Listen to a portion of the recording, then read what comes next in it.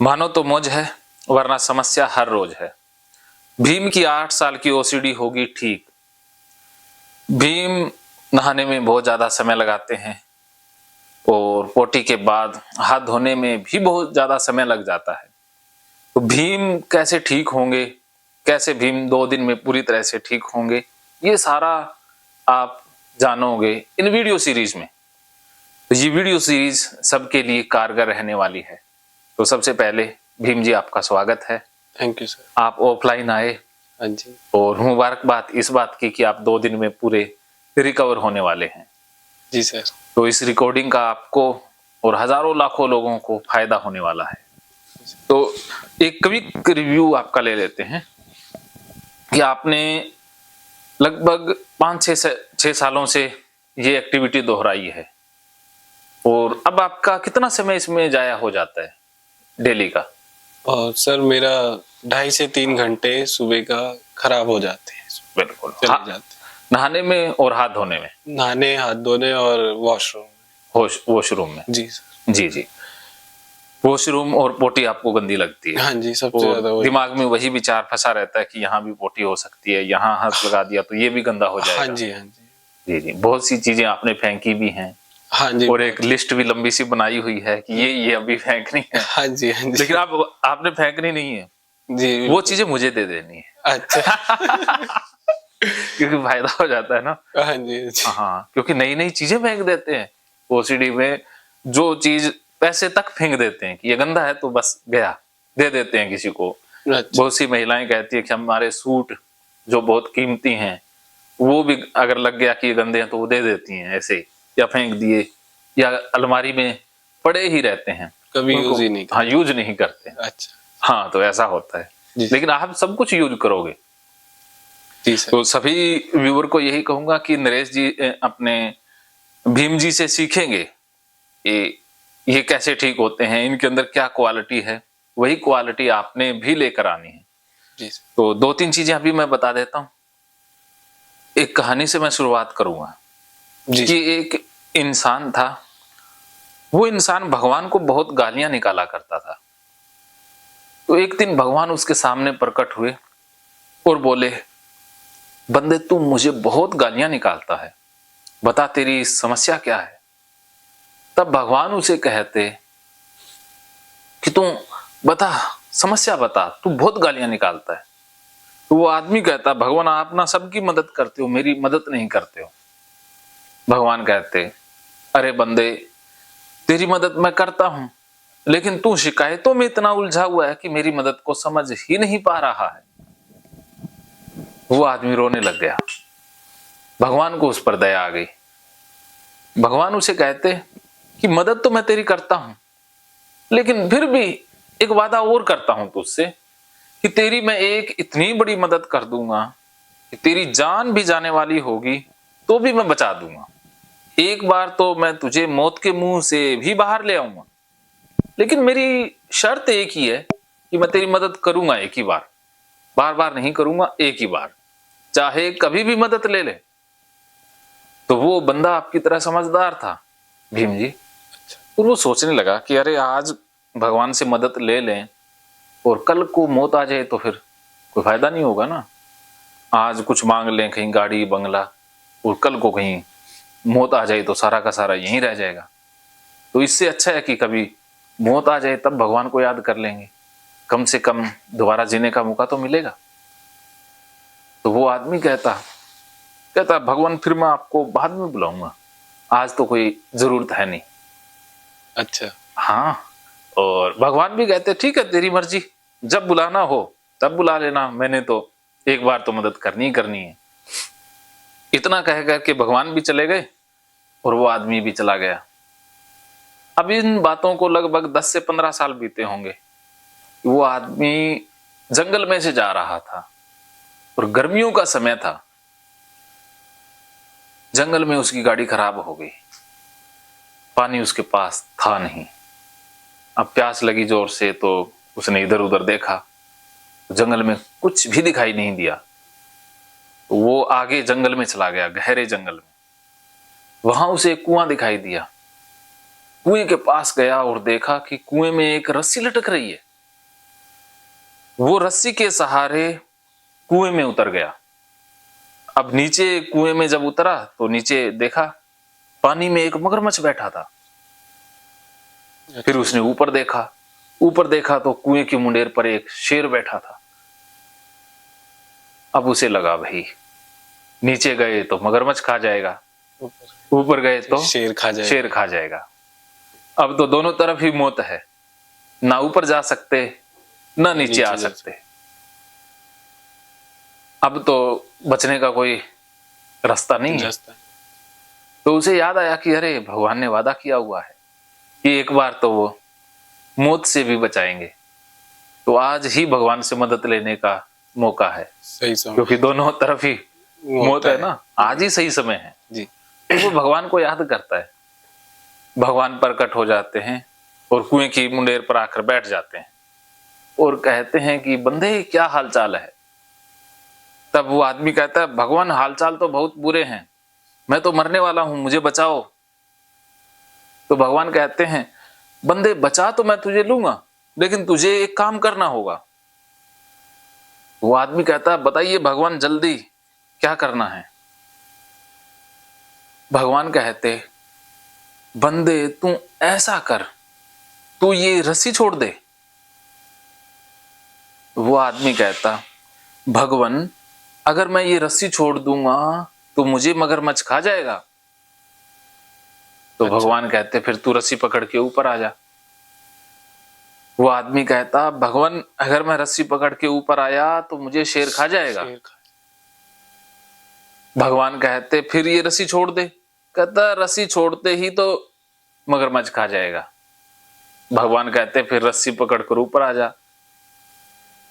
वो आदमी कहता भगवान रस्सी पकड़कर ऊपर आया तो ये शेर मुझे खा जाएगा। भगवान कहते रस्सी छोड़ दे। कहता नहीं छोड़ सकता। भगवान कहते फिर रस्सी पकड़ के ऊपर आ जा। वो आदमी फिर कहता नहीं आ सकता।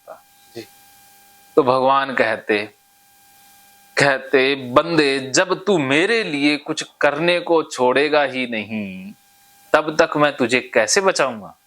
अच्छा, तो वो आदमी क्या गलती कर रहा था कि वो भगवान की नहीं सुन रहा था, अपने ही मन की कर रहा था। वेरी गुड, आपने एग्जैक्ट बात पकड़ी है। तो इसमें भगवान कौन है, बंदा कौन है, मैं वो भी समझ गया। हाँ समझ गए। हाँ जी सर। मैं पूछूंगा अभी। तो इसमें उस बंदे से गलती यही हो रही थी कि वो बंदा अपना दिमाग लगा रहा था। भगवान साक्षात्कार उसके सामने है, उनके ऊपर विश्वास नहीं कर रहा था। उसका भगवान पे विश्वास ही नहीं रहा। वो सोचता है कि अगर मैंने रस्सी छोड़ दी तो मगरमच्छ खा जाएगा, क्योंकि भगवान पर भरोसा नहीं है ना कि भगवान बचा लेंगे। हाँ, भगवान उसे कहते हैं अरे बंदे तू मेरे पे भरोसा कर, तू रस्सी छोड़ दे, जब तुझे मगरमच्छ खाने लगेगा मैं अपने आप बचा लूंगा, क्योंकि मैं तो भगवान हूं ना। जी सर। अब मेरा काम तो तब शुरू होगा ना जब मगरमच्छ खाने लगेगा। हाँ जी। तब जब तू छोड़ेगा, अगर तू पकड़े ही रखेगा तो मेरा काम कैसे शुरू होगा। मौत कहाँ आई, जब शेर खाने लगेगा तभी तो मौत आई ना, तभी तो मैं बचाने आऊंगा। या फिर तू रस्सी पकड़ के ऊपर आ जा, जब तुझे शेर खाने लगेगा, जब मौत एकदम आ जाएगी तब मेरा काम शुरू होगा, फिर मैं अपने आप बचा लूंगा। हाँ जी। हाँ फिर सुन ही नहीं रहा है। हाँ जी। तो उस बंदे ने अपना दिमाग लगाया तो वो बच नहीं पाया ना, भगवान खुद मदद ही नहीं कर पाए चाहते हुए भी, क्योंकि वो बंदा अपना दिमाग लगा रहा था। अच्छा हाँ, तो अब इसमें ध्यान ये रखना है कि आपने भूल से भी अपना दिमाग नहीं लगाना। अपना दिमाग लगाया तो मारे जाओगे। हाँ जी। अब छोड़ देना है। जी सर। समझ गए पूरी बात? हाँ जी सर, अच्छे से समझ गए। क्या समझ गए? कि अपना कुछ माइंड नहीं लगाना है, जो आप कहेंगे हाँ वो ही सब कुछ करना है। हाँ, अपनी बुद्धि नहीं लगानी। जी बिल्कुल, क्योंकि हमारा तो एक छोटा सा दिमाग है ना। हाँ जी। क्योंकि इस छोटे से दिमाग में जो कुछ आया वो ही हमें सच लगता है। जी सर। लेकिन भगवान तो सारे प्रकृति के रक्षक हैं। हाँ जी, वो सब कुछ जानते हैं। जी बिल्कुल। और आप ये समझिए कि मैंने हजारों लोगों को ठीक किया है। हाँ जी। तो आपसे ज्यादा जानता होऊंगा इस फील्ड में तो। हाँ जी, वो तो है। हाँ, तो इसलिए आपको अब मेरी बात माननी ही चाहिए ना, लॉजिकली भी, थ्योरेटिकली भी, जी प्रैक्टिकली भी। जी सर, हाँ मानूंगा आपकी सारी बात। हाँ, मानूंगा और उसे अप्लाई भी करेंगे। जी सर। नो किंतु परंतु। जी सर। क्योंकि ये चीजें मैं बार बार इसलिए बता रहा हूं क्योंकि यही बैरियर हैं जो इलाज में आते हैं, यही बाधाएं हैं।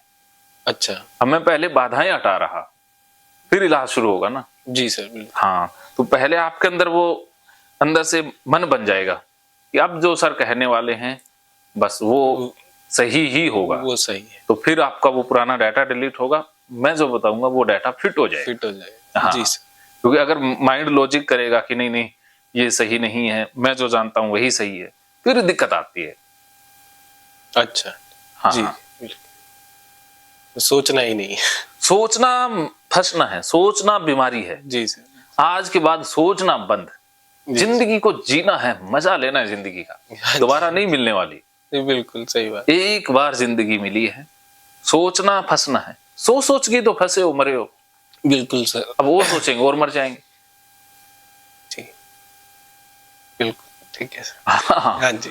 तो चलो एक छोटी सी कहानी और फिर हाँ जी। शुरू करते हैं। एक बार एक पंडित गांव में रहते थे, गांव के मंदिर में। गांव में बाढ़ आ गई तो सभी गांव वाले बाहर जाने लगे।